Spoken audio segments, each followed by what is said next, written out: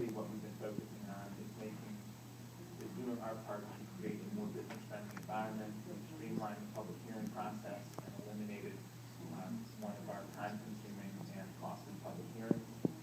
The Historic Preservation Commission has revised its rules, and now 30% of all of its applications are approved administratively without requiring public hearings.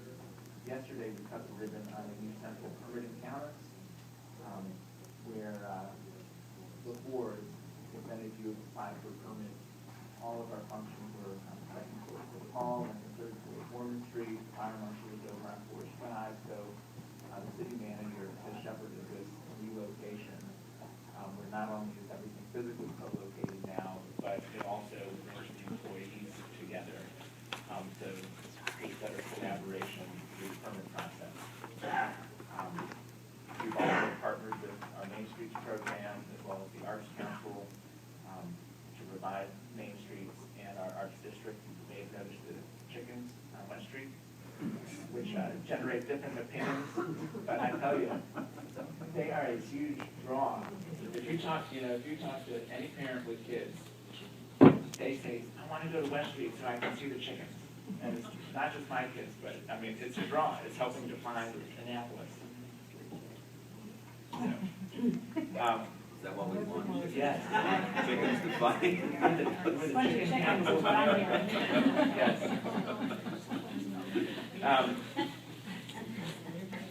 So it is a challenging time in business, but in Annapolis, we've at least turned the corner and we're trending in the opposite direction now. And even though you've all noticed some vacancies, Stevens Hardware and some other vacancies downtown just in the last month or so, there's tremendous demand still, and I'm confident that all those vacancies are going to be filled this year. Our vacancy rates for both retail and office are at their lowest since 2007. Moving on to transportation and parking. Parking has been a perennial challenge in Annapolis, but again, we're doing our part to help people get around town better. 2 years ago, we changed our bus system to an arterial route. Earlier last year, we replaced our parking management company and brought in Town Park, which many of you are familiar with. It's a national leader and it's got to start right here in Annapolis. They've cleaned all the garages. They've installed 3 24-hour public restrooms in all 4 garages.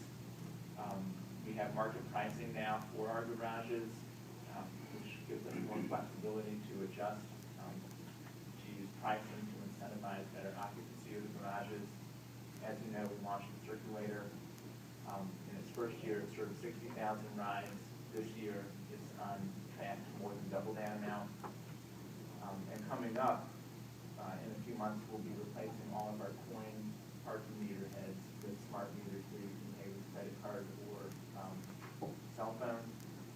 Town Park is working on a parking app for your mobile phone so that you can get real-time availability in the different garages when you come to town.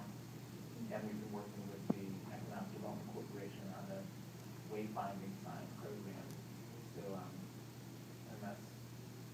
so if you're not to spend all your time here, it's not that easy to necessarily get around. So we're working on a historically appropriate wayfinding sign program that'll help people get around more.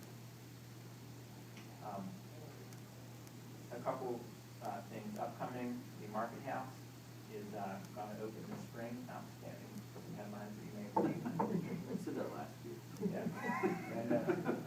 And I won't be asking for a $250,000 bond bill for the Market House this year. But I'm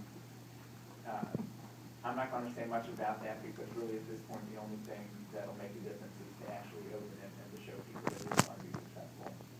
I'm just glad it's not opening on a day like today when the water is not 25 degrees probably. And City Dock, for the last 2 years, there's been a 25-member committee looking at City Dock. It was chaired by former Baltimore Mayor Kurt Schmoke. Had a number of really smart, engaged residents and business people on there. And again, the headline in the Capitol focused on parking, but what the City Dock Committee has been looking at goes deeper than parking. It's about what is the function and purpose of City Dock and who is it supposed to serve primarily, and residents, businesses, tourists, how are people gonna access it? How are they gonna experience it? How are we gonna get people to it? I mean, City Dock is our signature public space, and I think one thing most of us would agree on is that, as beautiful as it is, we're not making the best use of it the way it's set up now. 2 acres of surface parking right on the water, so we're trying to figure out, is there a better way we can approach that?